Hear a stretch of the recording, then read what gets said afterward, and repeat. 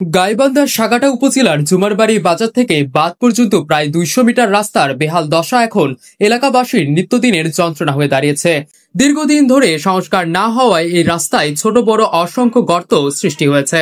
সামান্য বৃষ্টিতেই জমে যায় পানি, সেই পানিতে রাস্তার গর্ত ঢাকা পড়ে গিয়ে রূপ নেয় মৃত্যু ফাঁদে। প্রতিদিন এই রাস্তা দিয়ে স্কুলগামী শিক্ষার্থী, রোগী, কৃষক সহ নানা শ্রেণীর মানুষ দুর্ভোগ পোহাচ্ছেন।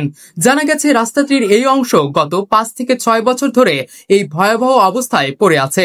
বেশ কয়েকবার স্থানীয়ভাবে উদ্যোগ নিলেও টেকসই সংস্কারের কোনো পদক্ষেপ গ্রহণ করা হয়নি। বিশেষ করে বর্ষাকালে পুরো পথই হয়ে পড়ে চলাচলের অযোগ্য। রাস্তা পেরুতে হয় হাঁটু সমান কাদা পেরিয়ে, শিশুদের কোলে করে নিয়ে যেতে হয়।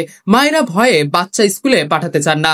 ছোটখাটো যানবাহন তো চলছেই না, এমনকি জরুরি প্রয়োজনে অ্যাম্বুলেন্স ডাকলেও সময় মতো পৌঁছাতে পারে না।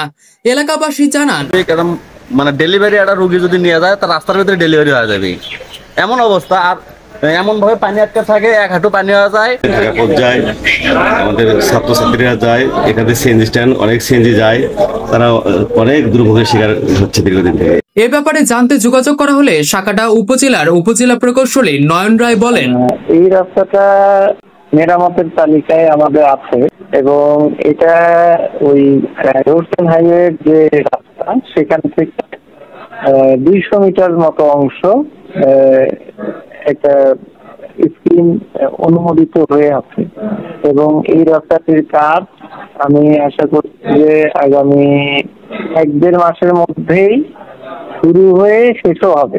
জুমারবাড়ি ইউপি চেয়ারম্যান আমিনুল ইসলামের বক্তব্য জানতে একাধিকবার কল করা হলেও তার মোবাইল ফোন বন্ধ পাওয়া যায়। জুমারবাড়ি ইউপি সদস্য রাসেল বলেন, আসলে খুব চরম দুর্ভোগের জন্য আমি এলজিডি অফিসে কয়েকবার গেছি আমি জনপ্রতিনিধি হিসেবে। এর আগে একটা বরাদ্দ হয়েছিল, ওখানে বরাদ্দ এখনো চলমান আছে কিন্তু কাজটা ঠিকাদার প্রতিষ্ঠান কাজটা ধরতেছে না। এলাকাবাসী দ্রুত এই রাস্তাটির টেকসই সংস্কারের দাবি জানিয়েছেন। স্থানীয়রা মনে করেন সঠিক তদারকি ও পরিকল্পনার মাধ্যমে এই ছোট রাস্তাটি সংস্কার করা গেলে এলাকাবাসীর জীবনে অনেকটাই স্বস্তি ফিরবে। রবিউল ইসলাম শাকিল, বগুড়া বার্তা।